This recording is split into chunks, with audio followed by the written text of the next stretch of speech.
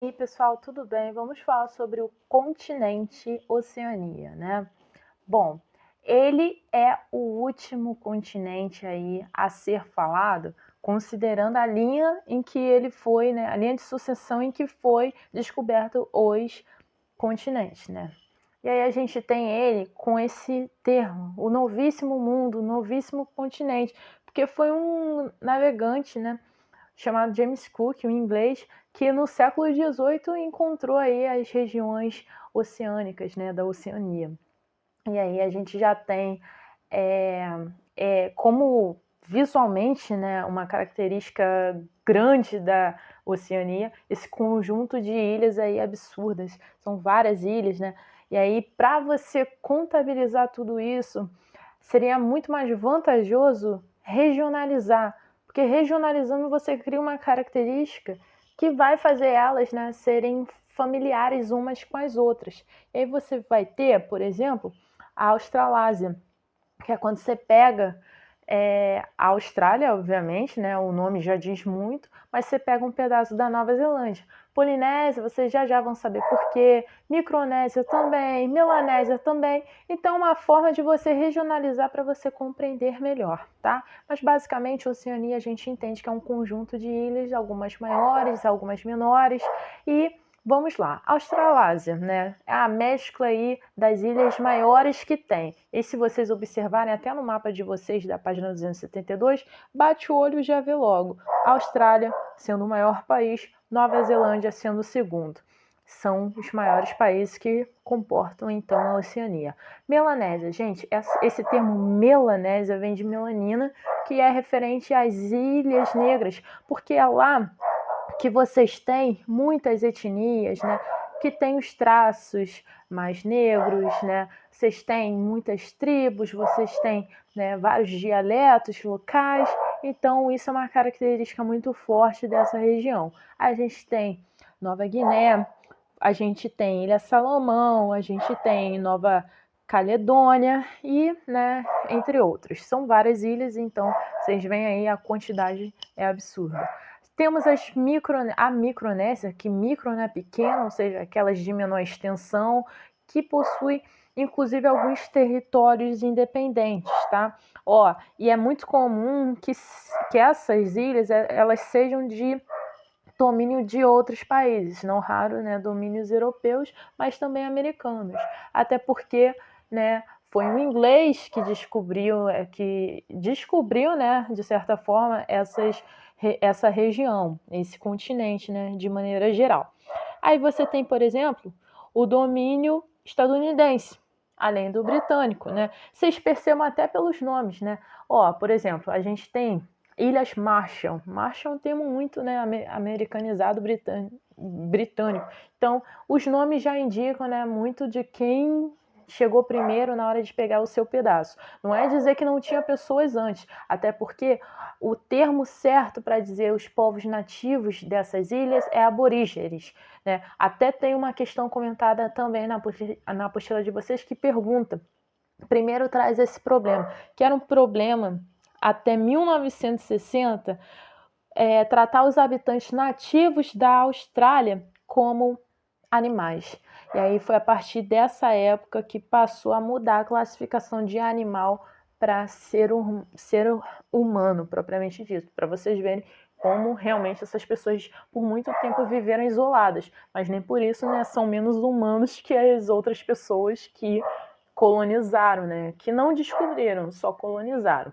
E aí a gente tem a Polinésia, que poli vem de muitos, né? Então são aquelas várias ilhas espalhadas pelo Oceano Pacífico. A gente também tem países independentes aí, Tonga, Tuvalu, mas a gente tem dois casos muito interessantes, que são casos que é o caso do Havaí, sendo dos Estados Unidos, e da Ilha de Páscoa sendo um território chileno, porque são duas ilhas extremamente voltadas para o turismo, né? Ilha de Páscoa tem até aquelas estruturas que é a casa do Lula Molusco, e Havaí, né, não preciso nem falar, é muito voltado para o turismo. E aí, gente, pelo que vocês já devem ter notado, Nova Zelândia e Austrália são os principais países, e vamos começar com Nova Zelândia. A Nova Zelândia ela é tão boa em quesito social que ela está em top 1 de país com menos corrupção de todo mundo, além de oferecer uma ótima qualidade de vida e estrutura de vida para as pessoas que lá residem. E aí eu mencionei em sala de aula que é comum Nova Zelândia e Austrália serem destinos para quem quer aprender inglês, fazer intercâmbio. Então acaba sendo um destino barato, ótimo em quesito turístico, né? Também as belezas naturais são incríveis, já que por muito tempo foi um país isolado, né? Então você vê belezas assim que se mantiveram durante muito tempo. Não à toa tem animais exóticos lá, canguru, né? Koalas e afins. E aí a gente tem como outra característica também a Austrália, né, sendo um outro grande país da Oceania, com regiões fitoclimáticas díspares. Que é isso? Quer dizer que tanto o clima quanto a biodiversidade, né, como um todo, o tipo de solo, ele é muito diferente um do outro. Você vai ver tanto planície, aí tem os nomes, né, aquelas próximas ao Golfo da Carpentária, os Alpes, né, que são montanhas, né, ou seja, elevações muito maiores do que as planícies.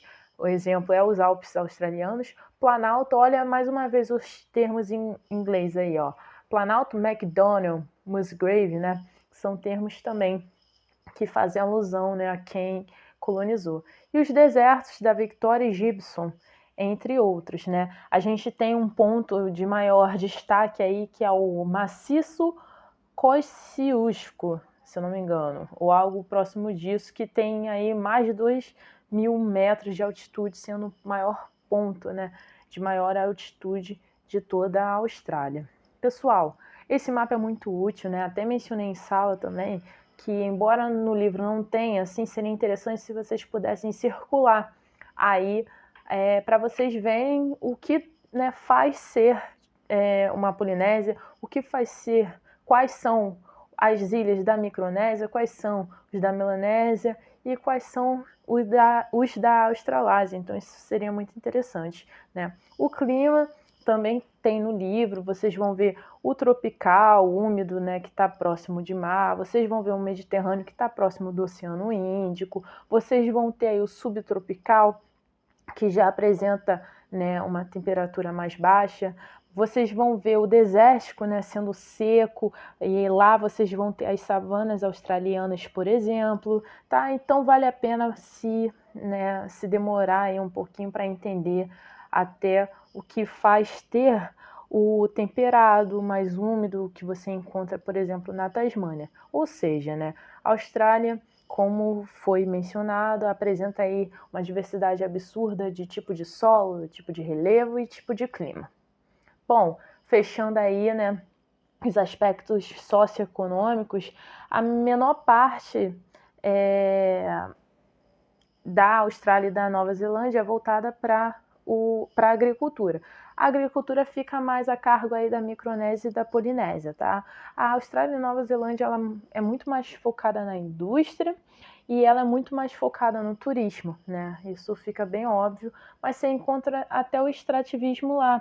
Inclusive, gente, eu vou abrir um adendo que tem uma ilha da Oceania que ela se sustenta de jazidas de fosfato. Só que a exploração é tanta que há indícios que daqui a 30 anos essa fonte de riqueza vai acabar e aí possivelmente essa ilha vai entrar em colapso, né? Porque você tem que se adaptar, né, a outros tipos de cultura, a outros tipos de produtos, senão você fica muito dependente de uma só.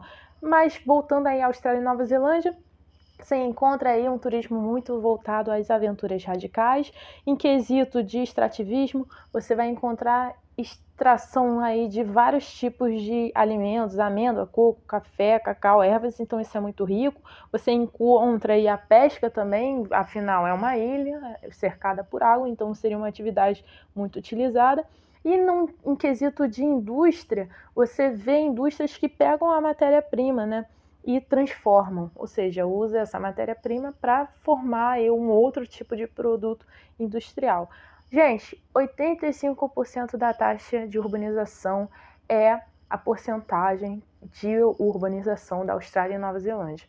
as outras regiões, né, como eu mencionei, seja micro, poli ou a Melanésia, elas estão muito mais ligadas às zonas rurais. É isso, espero que vocês tenham gostado.